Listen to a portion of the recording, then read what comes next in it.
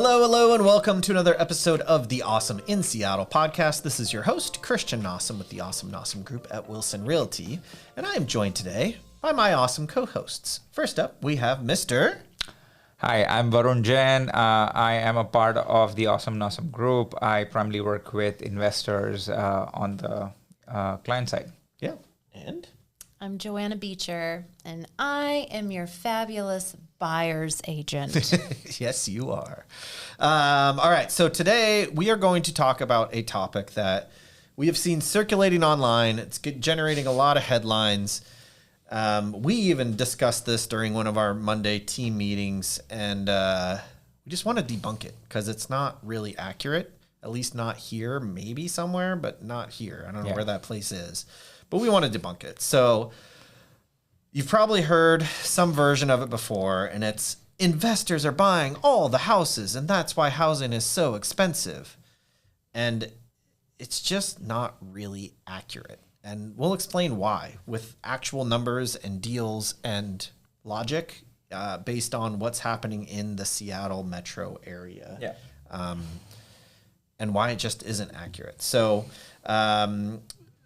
Varun and I are both actively investing in properties, building dados, flipping houses, long-term rentals, Airbnbs, whatever. We've kind of done them all. Yeah. And so we have firsthand knowledge of the costs and the risks involved with doing that, with being an investor. And at the same time, I've helped over 20 years helping end buyers, like normal home buyers, buy houses and sellers sell houses. And Joanna, like she said, works almost exclusively with buyers.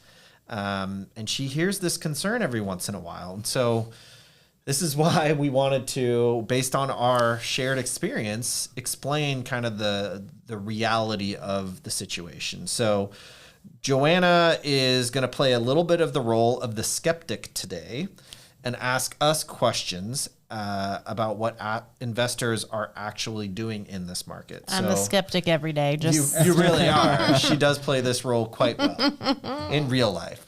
So why don't you kick it off for us? Start Okay. us off. Okay. One thing I hear all the time from buyers is that investors are buying all the homes, and that's why they can't compete, the buyers. Mm-hmm. So I'm going to start with this question. What kinds of houses are investors actually buying? I'll just start with that. I was going to go into part two, but we'll just go there. So they're generally buying houses that have major issues. They're not buying these cosmetically ugly places. They're buying houses that have major foundation or structural issues or past permitting issues. Maybe an extension was done to the house that it didn't get permits and never got signed off on. I bought a house last year that had an entire second story added, and they never got the final permit added. So you got to work through a lot of stuff when this kind of thing pops up. That's really scary for a first-time home buyer, I'll say. Some of these houses are hoarder houses. Sometimes they are just filled with animal and human feces. They are bad houses. They're houses that a normal buyer would not want to buy. Mm-hmm. Maybe they have massive mold problem. Like the list can go on and on and on. Yeah. That is what investors are generally buying. Are they really competing with the typical home buyer? On a standard house? No. I mean, Varun, do you want to take this one? Yeah, so most houses, people hear fixer, and this is not like the TV show, right? Like it's not just swapping out. Well, it sounds like easy. No, Yeah. It's not like your TV show, and it's not like just swapping out a few cabinets or there are outdated floors. The kind of properties that end buyer would like and assume to be a fixer would not be a good fit for an investor, because the homes that investors are looking at come with a slew of problems: foundation issues, structural problems, water damage, you name it. A full rewire, the electrical panels completely outdated, and so is the wiring. Potentially like layout issues as well. Layout issues, you have to move. Almost every time there's a layout issue. Yeah. And so the houses are in pretty rough shape that investors would want to buy, and those are the ones that end buyers will not compete on. And that's why it's almost never an overlap. Sometimes end buyers do take on these deals, but those are few and far between, and it requires a lot more capital and a different kind of a attitude to tackle these problems. Yeah. Can we take a second? Something in my eye. Sorry, it started while you were talking, Varun, so there might be a moment, hopefully, that nobody sees because I did a really wonky face. Sure. I'm going to Is there make anything? a Hold on. It's really hurting. What just went in my eyeball? You can go to the restroom if I you might need have to, but then I got to stand up. I'll just try on my phone to look at it.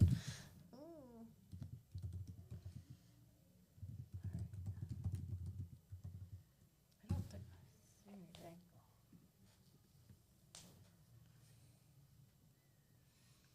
Do you see anything in my left eyeball? Nope. I see nothing. Okay. Okay, I think I'm good. Sorry. You're okay. Let's keep going. Okay. We're going to say 2, Are we at topic 2? 8 minutes. Yes. Okay.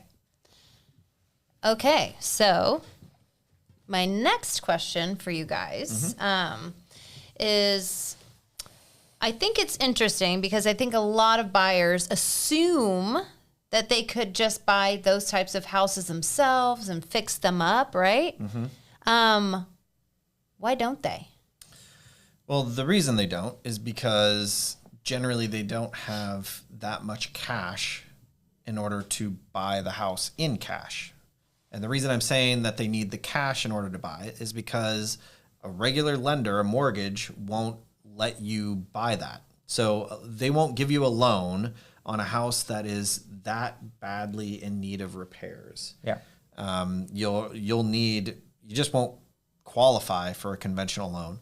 There are some renovation loans, but they're not for something like this, if that makes sense. If it's needing that much work, it's going to be a little tough to qualify. Is that because you can't get insurance on something like that? It's a whole slew of different reasons, but it's basically, unless you have cash, and even if you do have cash, you might not want to, because then you're going to also need the cash in order to do the work on top of that. To be paying mortgage, to be paying for Property taxes, everything, insurance, and then and all the rent work. out. Yeah, so assume, right, you want to buy in Seattle, you want to buy a home. You're typically, let's say, buying $800,000 home, needs a ton of work. I'm going to assume $250,000. $1 million in cash if you cannot get it funded conventionally.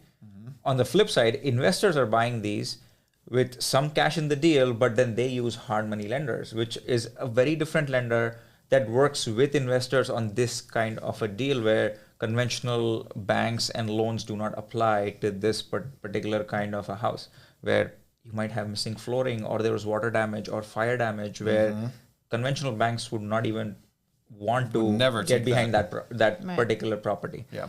Because it's a big risk for them. For conventional banks, it's all about risk assessments. Yep. And they don't want to risk their capital on a house where they don't know if that particular end buyer can finish it up or fix it. So And the risk for that lender of a conventional mortgage is if the buyer, the new owner, stops paying the mortgage, the bank has to take it back as a foreclosure. When they take it back, they need to then resell it in order to recoup the money that they have in the home. If the house is completely tore up or has fire damage still or mold or water damage, all these different things, they can't immediately do that. They now have to go hire someone to come in, do the work. It's just so much hassle for the bank that they don't want to take that on. They'd rather just work with a regular lender, a regular buyer that isn't flipping the house or solving all these major headaches. Okay. yeah. And just one other kind of thing was, like I mentioned, hard money lenders. The other caveat is people can ask, hey, why can't I as an end buyer work with a hard money lender? Hard money lenders do not lend on end buyer or owner occupied properties. There is I think, regulation around them not being able to lend on owner-occupied properties. They are only for investment opportunities. So that's also a very big differentiation on why an end buyer cannot say, I'm going to go get a hard money loan and then live in the property and fix it. No, they can't lend on it. Nope. Interesting. I wonder if is it because it's maybe predatory because their rates are so high and Possibly. people would be like, Yeah. I can do this. Yeah, and this is why, like, I think we're going to get into this, but this is why an end user, a regular buyer, can't even get a hard money loan is because, one, the hard money lender wants to see that you have experience flipping and doing construction work. That's what I was just going to get into. Oh, well, there you go. And two, they're very expensive. So not only is there a big upfront cash fee that you have to pay in order to get the loan, so you're going to pay $20, $30, $40, $50,000 to get the privilege to pay 12, 13, 14% interest rate on this money every single month. Well, and that, going into my next question, I think this makes this very clear that, like, even let's say I did think that this is the path I wanted to take, could I even realistically handle the renovations, right? It's like understanding, what the renovations are and being able to do them in a timely manner so that a hard money loan would make sense.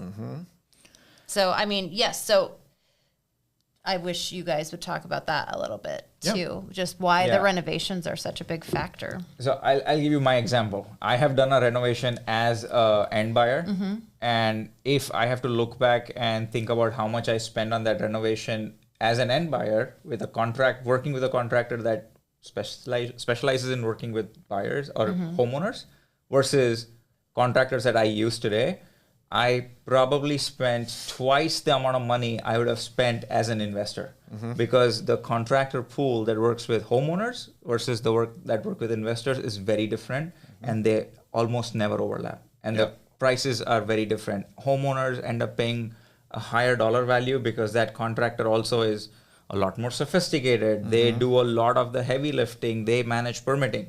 Investors wear a lot of different hats because this is our full-time job. For a homeowner, I'm guessing they have a regular job and they are trying to renovate the home. So they need someone to be a project manager for them in addition to a contractor. That's why the cost is very different. So that's a big reason of expertise coming into the picture when someone is trying to renovate a home. I'll also add on to this, the reason that a regular end user, even if they could get a hard money loan, that they generally lose money when they do get them if they're trying to fix up a house is because you need to get that job done as fast as possible.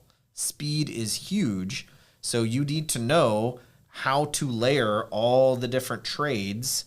So you got the flooring guy and the tile guy and the cabinet guy and the countertop guy and the plumber and the electrician, the roofer, the siding, the painter, the drywaller. All these different things have to be lined up perfectly in order to get the job done as quick as possible. Yeah. And you're trying to get it done as quick as possible because you're paying 12, 13, 14% on that hard money loan. So you don't want to be sitting on that for 2 years. You don't even want to be sitting on that for 1 year if you can help it. Right. Hopefully you're not even sitting on it for 9 months. Like, depending on how long the permits take to get and how long the work needs to get done, like, you're going as quick as you can. And an experienced flipper, they understand exactly by the day, sometimes even like during the day, how to schedule everyone because they know exactly how long that one thing needs to take to get done.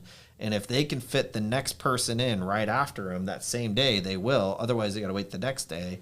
And they're just literally playing Tetris all day, piecing together this entire remodel. Okay.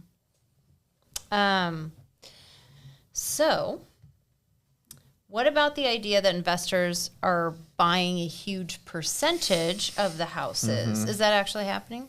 So nationally, well, I'll say for Seattle, no. Nationally, still no. So nationally, about 16 to 17% of all purchases are investors.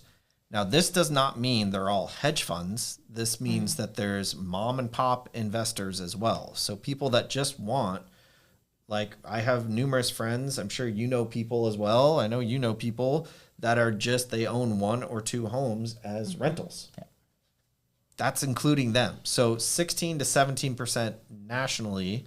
In Seattle, it's more like 4 to 5%, just because most properties don't pencil as investment properties here.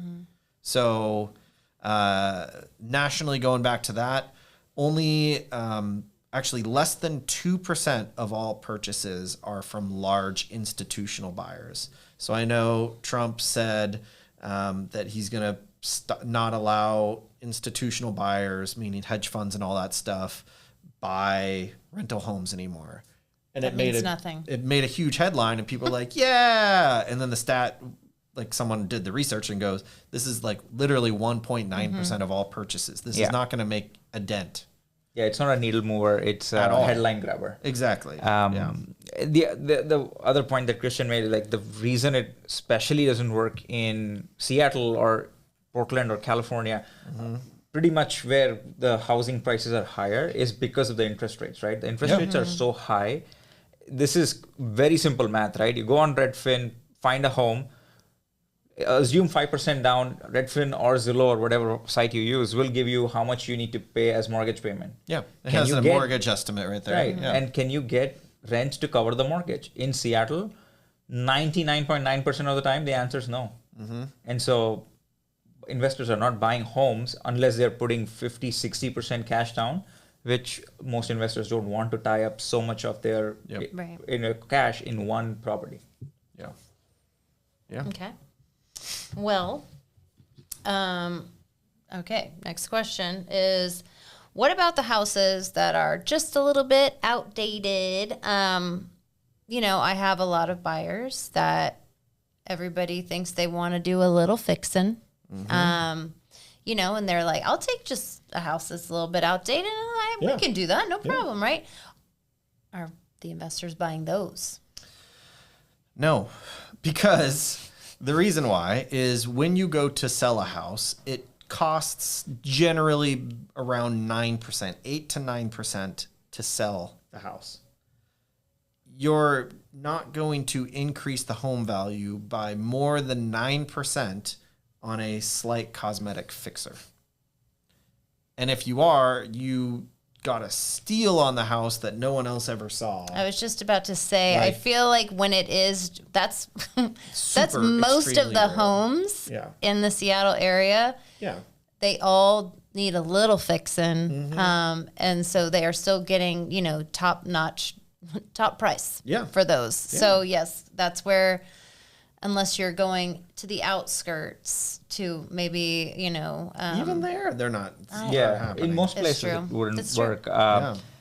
So to regain and actually make money and actually make money on it. No, to make more than a 9% increase, which is what's going to cost you to sell. Plus, you have taxes on top of that, not just the sales cost, but you also have taxes on the gain that you get on that. So it's taxes, it's holding costs, it's insurance. Insurance for investors is higher. So it's a lot of things that add up for cosmetic fixers to not pencil out in majority of the cases. One thing I am looking at properties that are on market and off market, and I'm looking at pictures. The moment I see something that looks very livable, can be financed conventionally, I just pass on it. I don't even look at the numbers because I know it's probably priced close to what market value is. And there is no room to force appreciation. Yeah. Let's look at the numbers, right? I have an example here. Okay. Assume purchase price of $850K, which is very fair for Seattle. Yeah. 200 in rehab cost. That's a lot of rehab, so that's a medium fixer. Yep. After repair value is $1.1 million. And a 6-month timeline. This is just normal, assuming nothing goes sideways. You stay on budget, you stay on you timeline. have no issues, huh? Right. Yeah. And even in that case, you sell it for 1.1, you would be losing $77,000 in the 6-month time period. Yeah. And the cash required to actually buy that deal is $264,000 for an investor. That assumes your down payment, your holding cost, insurance, all the other out-of-pocket costs.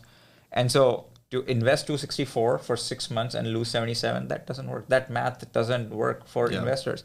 And so people think about just the gross numbers, but what you need to look at is the sales cost, the commissions, the excise tax, the holding cost, all the other pieces that take away from the gross profit to get down to the net number. Sometimes on the gross number, it might look that it's profitable, but investors might end up losing money on a cosmetic fixer like this. So this is a good example where that shows that investors are not buying your cosmetic fixers, sometimes not even the medium fixers, because in certain neighborhoods, even the medium fixers are priced close to market value, and buyers are potentially taking those on. Quick question. Do you think that, because I know you guys both go to investor meetups and stuff like that, and there's sometimes a lot of new faces that you see. Do you think a lot of those people get scared off once they see actual numbers? Because it's actually not as easy to do this as what people get it in their heads that As it the is. late night infomercial tells you. Yeah. HGTV. HGTV Or shows like, you too. yeah. $1 million practically, zombie like- flip that I was on it's not as easy as it looks like on TV. No, and that's the thing. I feel like there's so many people, there's so many there's a lot of predatory gurus out there. yeah. They're like, you can do this super easy, no problem, da-da-da-da-da. But then it's like, as someone who would like to be an investor at some point, seeing this from my angle, getting to work with these guys all the You get time. to see it behind the scenes. Yes, and I bought my house to do a long flip, and I'm already like, whoa. It's a lot. So I can't even imagine fast forwarding it on the scale that you guys do it, meaning like just timeframes. It's a lot. And I think, it's interesting to me talking through this a bit more like we are right now, just understanding the work that goes into being an investor isn't, so pretty Well, as people make it seem all the time. It's a lot of work. It's a lot of It's a risk. cash. It's a lot of risk. And it's a ton of risk. Because over the 6, 9, 12, 18 months, whatever it takes you to flip the house, the market can change. Yeah. Yeah. Interest rates can go up. Buyers could just decide they're not buying. Natural disasters. Natural I'm disasters sorry, can but so happen. many different things can happen. All these different things can happen. And you're in this with hard money that is expensive, and you can easily get screwed. And I've heard from a mentor of ours. He says, if you don't lose money on 1 out of every 10 deals that you did, you're not taking on big enough risks with your deals. I'm trying to go lose on 0 out of 10, but Yeah. But if you do it long enough, it's all about averages, right? It will catch up to you. And as an investor, you'll end up losing money on 1 or 2 deals. But the goal is you have enough projects going on where you overall come out at top. It's just like managing any other company. Right? The companies has ups and downs, but their bottom line, they're trying to manage their bottom line within their portfolio.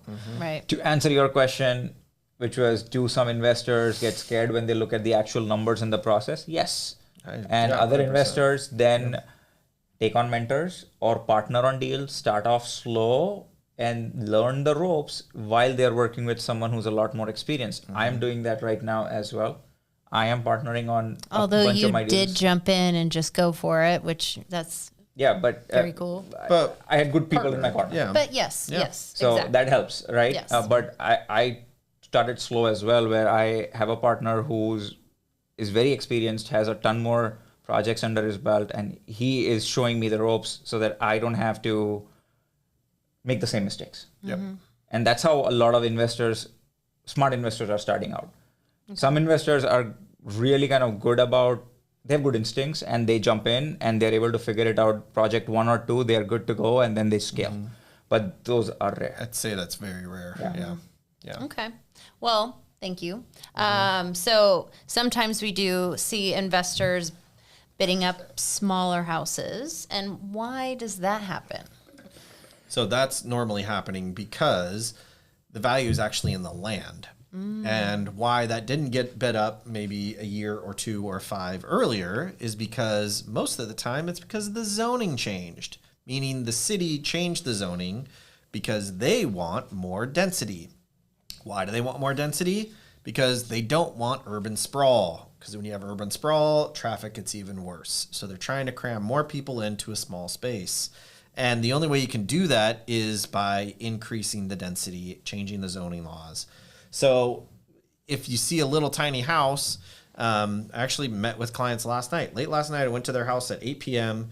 We're sitting on the couch, or they're on the couch. I'm in a chair, playing with their dog, by the way. We're all sitting on the couch together. Yeah, not all sitting on the couch together. And they're buying a 6-year-old house. And they were looking at the street view for some reason while we were chatting. And they're like, what? Look at this. And they show me the street view. And it's this little teeny tiny house. It's probably a 2-bed, 1-bath, 1950-something house. And they're like, well, that's funny. But it makes sense because the zoning changed to what is there now. And again, this was built 6 years ago. Did they tear it down? Tore it down and built a much bigger single-family house in the same place just because of the neighborhood. But a lot of times it's not just one single family house going there because that's not the highest and best use. Often you're building a single family and then maybe an ADU or a DADU, or you're building numerous units on that same lot. We've talked about the One Seattle plan numerous times. If you haven't heard about that, definitely check out that episode, One Seattle. In the city of Seattle now, you can build up to 4 units on every single parcel. And if you're within a half mile, quarter mile? Quarter mile, I always say half and I don't know why. Quarter mile of a high use transit station, whatever that means, which I don't know if they've even defined that. It's either a rapid bus stop or a light rail. Yeah. Okay. So if you're in a quarter mile of that, you can do 6 units, or you can do 6 units if a certain number of them are 2 are affordable housing. Yeah. 2 are affordable housing. So what used to be 1 house can now be potentially 6. I almost did 6 wrong on camera. 6. Whatever. Yeah. Yeah. Yeah. But to your point, Joanna, I understand the frustration that the buyers might have where they end up in bidding wars when they're trying to bid up on a small house on a large piece of land. But that's also part of the kind of push from the city is to increase the total number of homes available. More housing eventually reduces housing cost, right? Yeah. These are, now, just to put things in perspective, right? If you're buying $1 million home in a neighborhood where all the other homes are, let's say, $1.5, $2 million, these are larger single family homes. If you tear that one home down and build 4, these are not going to be 4 $1.5, $2 million homes. These are going to be 4 probably 800 to 900,000 homes, which means more families that were priced out of that neighborhood can actually afford to live in that neighborhood now because these new units coming online are at a lower cost than any other single family that existed from the previous zoning. Yeah. That's how I would think about affordable housing with some context around it. And that's kind of what the city is pushing for. And I want to point out, 800,000, 900,000 is not necessarily affordable. We understand that. That's just the market. Like, we're not the ones that set that market. We're just trying to play by the rules that is what it is. Yeah, and in some neighborhoods, it's one $700,000, $800,000 home getting torn down and six $650,000 homes coming in. Yeah. Again, it's affordable for that particular neighborhood, that market, that zip code, right? So it has to be in some context, but that's the whole point, is more housing will eventually reduce to more affordable housing as well. Yeah, and I also want to point out that investors, as you have probably understood from all this, they're buying housing that a lot of times isn't even really livable or isn't suitable to be lived in. Something that is a major problem. Like, you walked into one and you immediately walked out in Magnolia. Oh, there's been a couple of those. Yeah.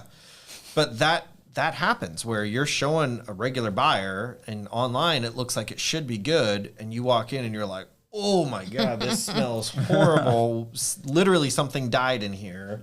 Yes. Yeah. And you don't want to know what it is sometimes. And Human.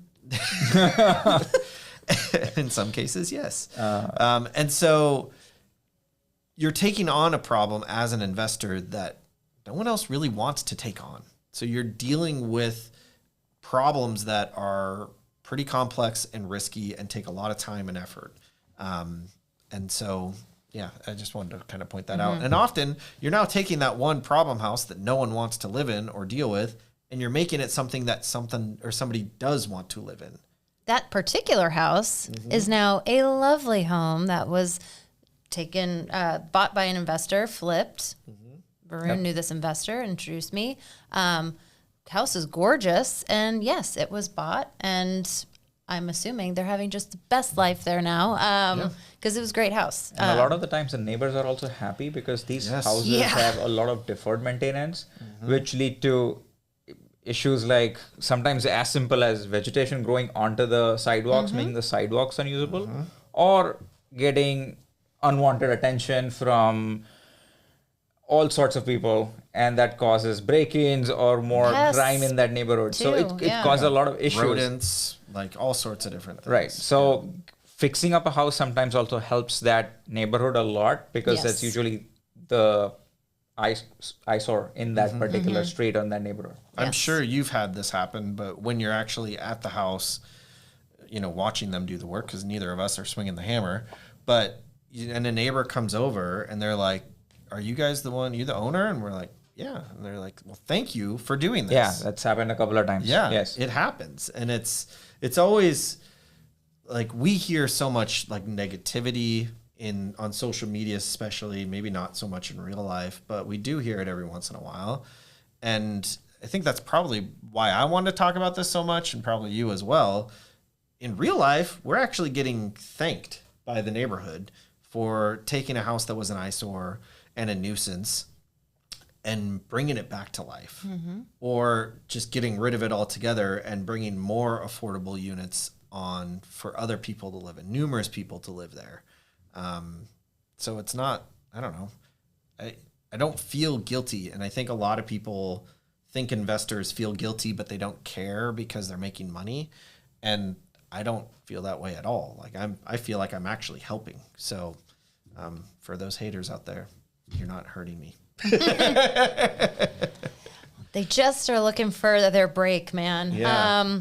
But no, I'm glad we did this podcast and you guys answered a lot of not only my buyer's questions, but as Christian knows, I had some questions in my heart that I needed to get out. Our conversation about this is what brought this about. It sure did. And you were coming at it from the same point of view that all the stuff online was saying, and I understood it, and I logically walked you through, just like we hopefully did well in this podcast. I hope so, yeah. And now you understand it's not investors that are buying up something that looks really, really good and just needs some new carpet. And I do want to say, paint. So if you are on social media and you are, looking at certain, what are they called?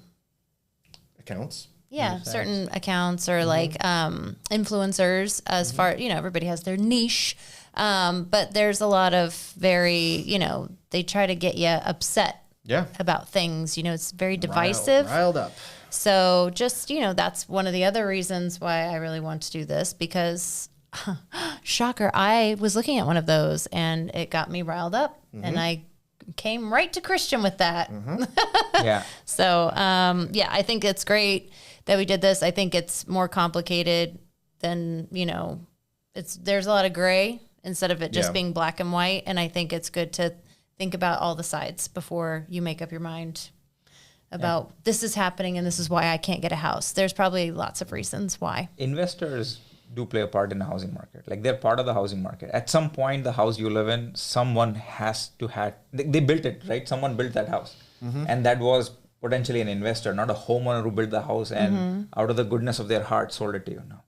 So there is an investor somewhere involved in every house that was built, one way or the other. So that something that people need to understand is, yes, investors are part of a healthy housing market. Yeah. Without investors, it would be a lot more challenging because you'd just have older homes getting deferred maintenance and no one coming in to fix that up. The one other thing we didn't talk about is a lot of the times investors are also investing in upgrading the city systems. A lot of the times, Yes.